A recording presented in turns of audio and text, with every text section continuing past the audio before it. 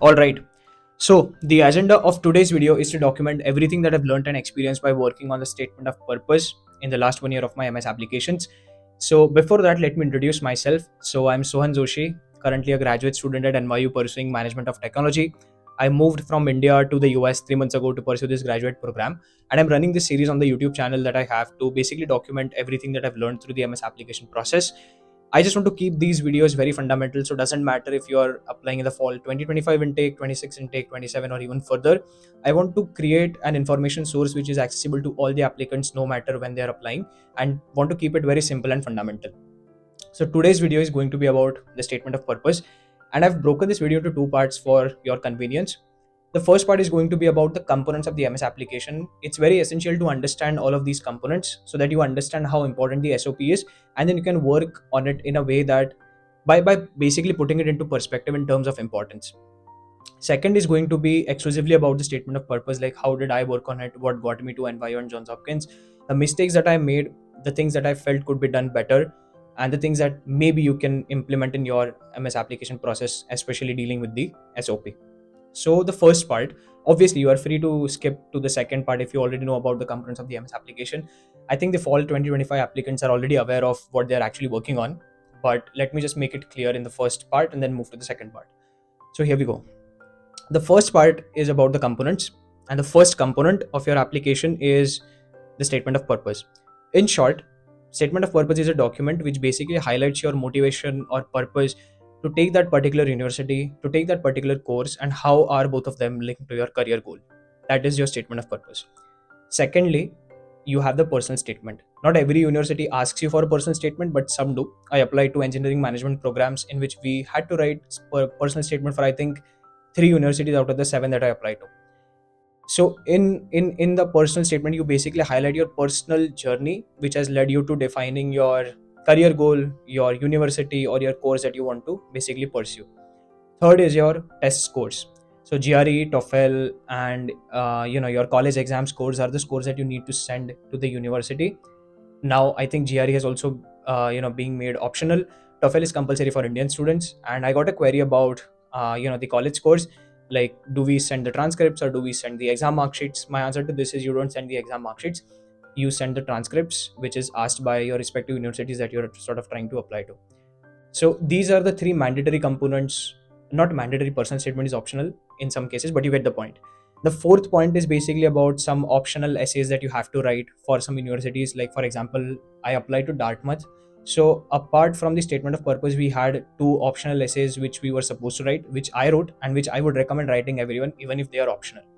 Fifth component, again, not every university and not every program would ask this, but we had a video essay or a video interview sort of a thing for Duke and Columbia. This was engineering management and management science and engineering programs at both of these schools respectively. So a video essay is basically something like you open your laptop and the seventh or eighth slide of your application, there's an option to record a video. So as soon as you press the record button, you have a prompt displayed. You get around 20-30 seconds to prepare, and you have to speak for a minute about it. So this is the video essay. This is again not compulsory for all the courses and streams and whatever, but we had it as engineering management applicants.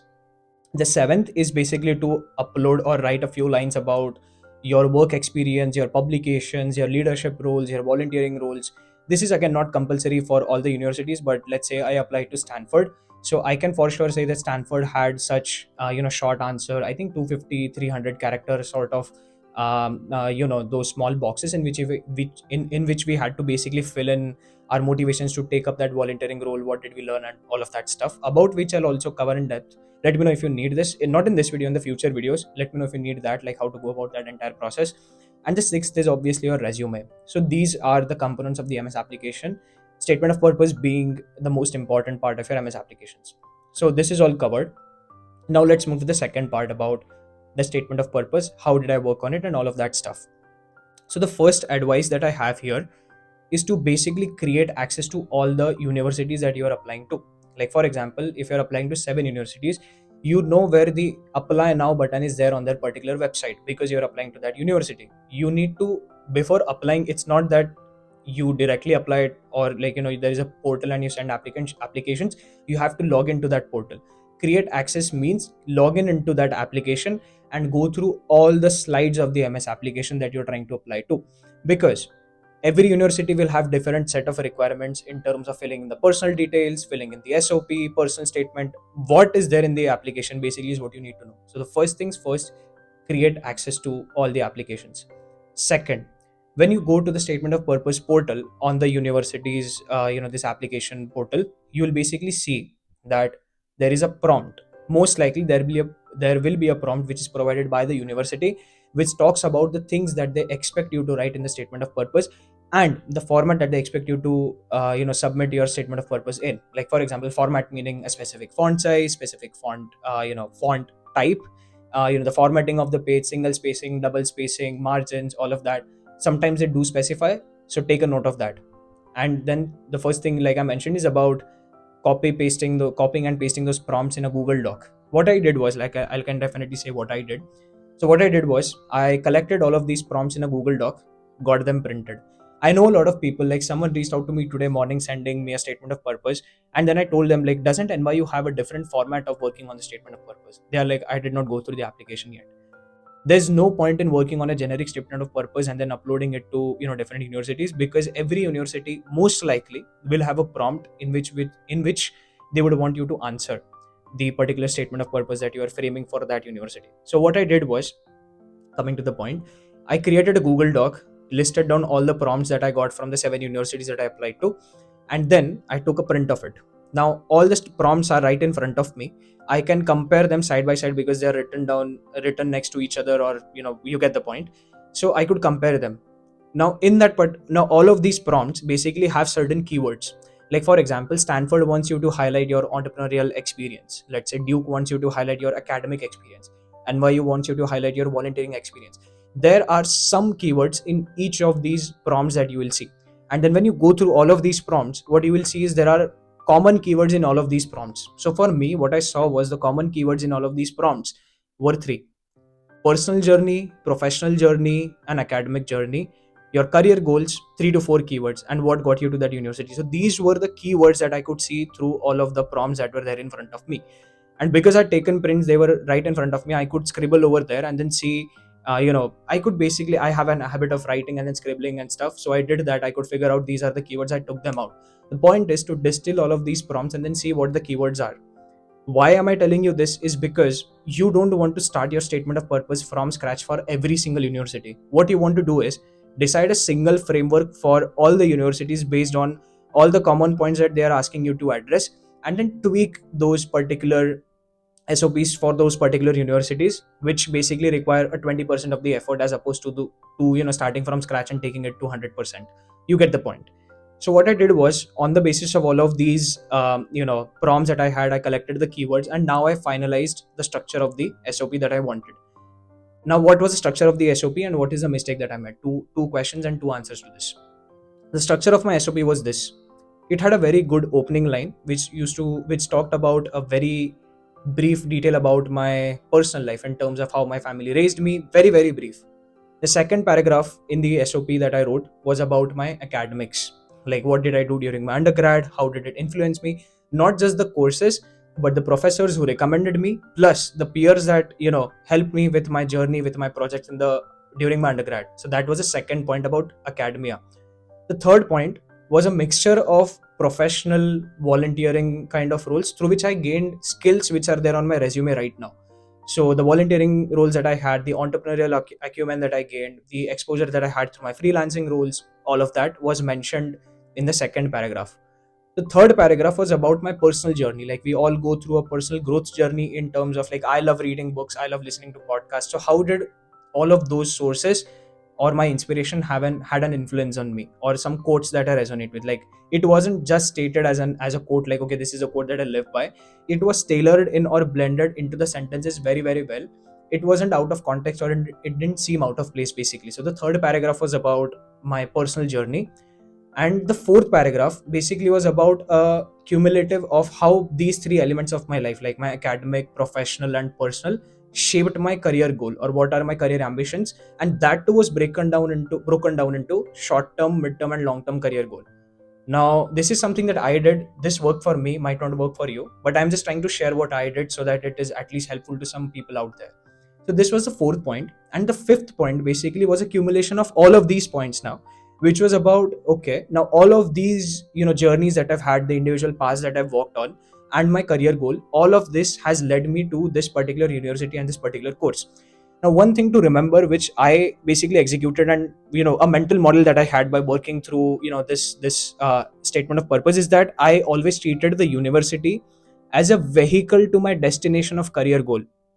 I think what we are conditioned to do in India is that we are supposed to think that the university is a destination. Like if I reach there, I'm sorted. No, the mental model that I had for myself was to write all of this in a way that helps me define my career goal, which is my destination. And the last paragraph is going to describe the features of the car or the vehicle that I'm going to use to reach to my destination.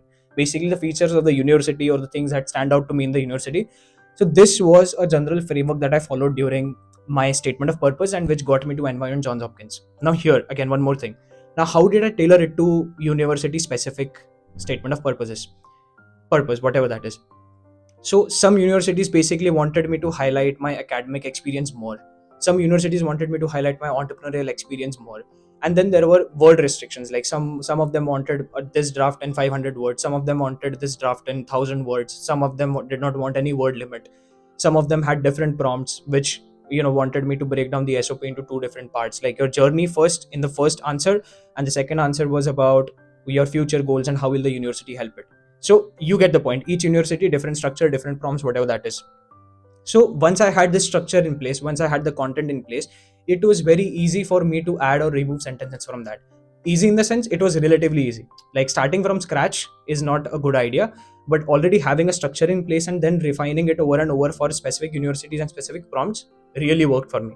So for the fall 2025 applicants, if you still haven't done this, I think you have a lot of time to, because I'm pretty sure the deadlines are not yet done. Like they haven't passed by. You still have your first deadline, probably NYU and Stanford. At least I had the first deadline on December 1st. So you still have time to figure out.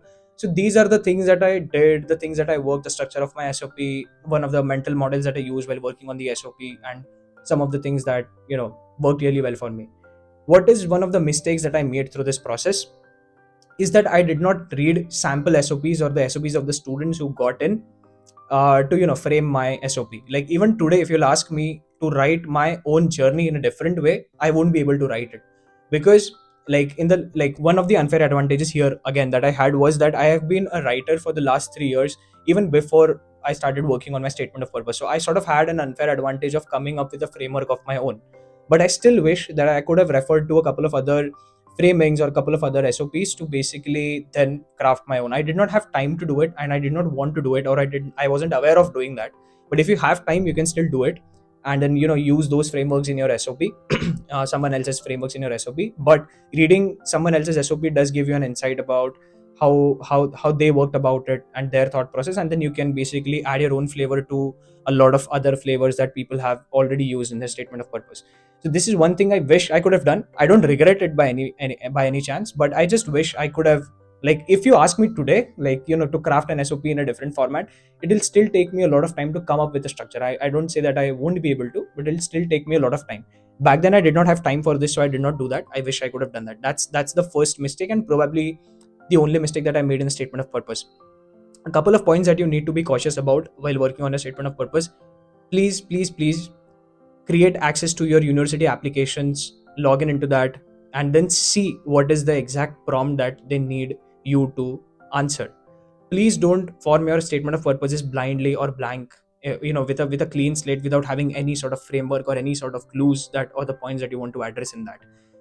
I got a message from a friend today morning. He sent me his statement of purpose to review, and it was for NYU. I knew that NYU doesn't ask you statement of purpose in that sense. The way they ask it is they break it into two prompts, and both of those prompts together should be 2 pages, double spacing, something like that, and that's how they ask it. But if you don't read it, and if you come up with a statement of purpose which is very generic, then I don't think it's a good idea. Now, one thing that I forgot to address, which I'll also cover in this the coming point, is that please don't keep your SOPs generic. Keep it authentic but not generic. Let me expand. Generic in the sense, what you are doing is you are putting the same statement of purpose everywhere. That's not how it works. What you want to do is you have to specify Like, at least what I did basically was that, like, my academic, professional, personal, and my career goal journey has led me to this course in this university. This is the line that I, was the first line of my fifth paragraph, which was the last paragraph. And I used to break that paragraph into 3 to 4 points. The first thing I used to write is that the course in that particular like a particular course, as in a subject in that particular course or the stream that I'm choosing, that really stands out for me. I used to write about that. The second thing that I used to write about is one specific thing about the curriculum that I like. Like, for example, Columbia has, let's say, 36 credits covered to you in, I don't know, 12 months or 18 months. That is something that I really like. NYU gives you the flexibility of doing it in 1.5 years or 2 years, something that I really like. So what is that one thing about the curriculum that I resonate with is one thing that I really used to write in all the applications. And now you might say that this takes a lot of time for you to go and research, but that is what the whole process is all about. Like, you sit with their websites, you contact their email bodies of the university, you talk to them, and then you seek guidance. This is also one more thing that I want to cover in the next point, but I'll keep this in mind. So this is one of the things that I wanted to cover. So I talked about the subject, I talked about the curriculum. I also used to talk about the student clubs that really stand out for me. Now, again, this is something that I researched for every single university. Like, okay, your product management club or your consulting club or your entrepreneurship cell, or I don't know, some lab, something like that stands out for me. Some people have asked me about, do they mention professors on their SOP? For that, I don't have a specific answer because I didn't do it. And because I'm applying to engineering management, I felt like highlighting my interest in student clubs, entrepreneurship clubs, and all of that was more important than actually highlighting professors. Plus, I did not actually have a because I've never worked in academia or research very extensively, so I didn't know how to take a name of the professor in that SOP and then basically frame that I want to work with him and something like that. That's what I mentioned. Like, I should have read more SOPs, but I did not. And that's why I did not mention any of the professors in my statement of purpose. And then the last line used to be something around, let's say I've applied to NYU. So how will the city or the geographic location of that particular university help me in growing in my career further? So these are the things that I used to mention in my SOP in the last paragraph. So what I'm saying is, be authentic. Don't write the, like, at least this resonates with me. I'm not giving an advice. I'm just telling you what worked for me or what works for me. I prefer being authentic. I don't prefer writing a name of the professor just for the sake of it, or writing a feature of the curriculum just for the sake of it, even if I don't really resonate with. So be authentic but not generic is the thing that I realized while working on my SOPs. Last point, talking about the emails, or probably a second last point, because this video is not scripted, I'm just talking what comes to my mind. So about the emails, if you open your application portal, or basically the portal on, like, basically the website through which you can access the application, you will see that in very small letters there's an email mentioned, which is basically for assistance or help regarding MS applications. Now, I'm not asking you to send the entire SOP to them for the for reviewing, but what I would encourage you to do is to basically ask them about the student clubs or the curriculum, or anything like this, like, which you can basically add to the SOP. Like, for example, what I did was, now I knew that there are certain entrepreneurship cells in NYU, there are some student clubs at NYU, let's say product management club or entrepreneurship cell. So I used to email them, like, is it okay for me to mention you in my SOP? I'm not seeking a permission. Then what do I write? Because these are the areas of your club that I'm really interested about. This is how I used to go about this entire process. Now, this takes a lot of time, but I don't think crafting images takes a lot of time, because with ChatGPT and stuff you can do it really easily. So but I would encourage people to do that. I don't think a lot of people do this. Keep in touch with the admissions committee, they'll really help you out. Even if you have smallest questions in something like, do I send mark sheets or transcripts or something like this, I would still encourage you to mail the admissions committee, because they reply within 1 business day. They do reply, and it does really help. So I've done this a lot of times. I've done this with all the universities that I apply to, and I think it gave me a clear sense of direction in which I should sort of focus on. So this was about emails. Now, talking about networking for SOP. I don't know how many of you actively use LinkedIn or actively post on LinkedIn, but one of the advice that I also have is, don't I mean, you can reach out to seniors, because a lot of people do reach out to me to review their SOPs and stuff. But what I'm trying to say is, reach out to a lot of seniors in that particular university, in the particular course that you're trying to apply to. Because the thing is, like, I'm sitting on the other side, so I know a lot of people send you the SOP. First of all, I have a lot of SOPs to review. That's one thing. The second thing is, I myself am really, really, really busy here.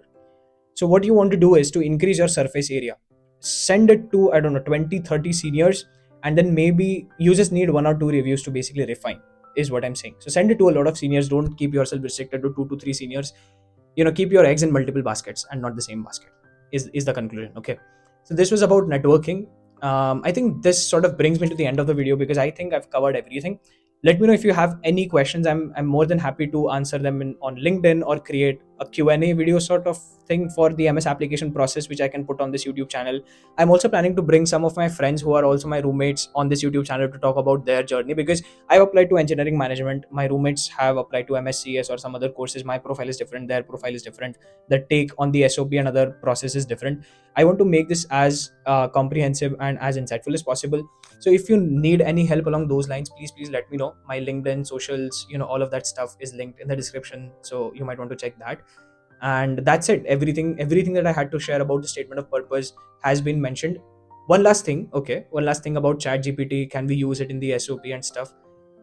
Ideally, I would not. Like, I haven't seen, I don't know about the repercussions of using or not using chat GPT. But I mean, by using common sense, I think it's obvious to not use chat GPT extensively to like basically work on your entire SOP. So you can use it for ideation and brainstorming and stuff, but content should be written by you, is the point. So I think these are all the points that I knew about working on the statement of purpose. Let me know if you have any questions. More than happy to answer them. And I'm sitting at NYU right now, actually, in one of the study booths, study rooms, whatever that is. So yeah, that's pretty much it.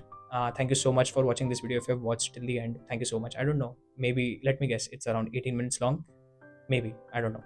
Anyways, thank you so much. Let me know if you have any questions, and I'll see you in the next video. Bye bye.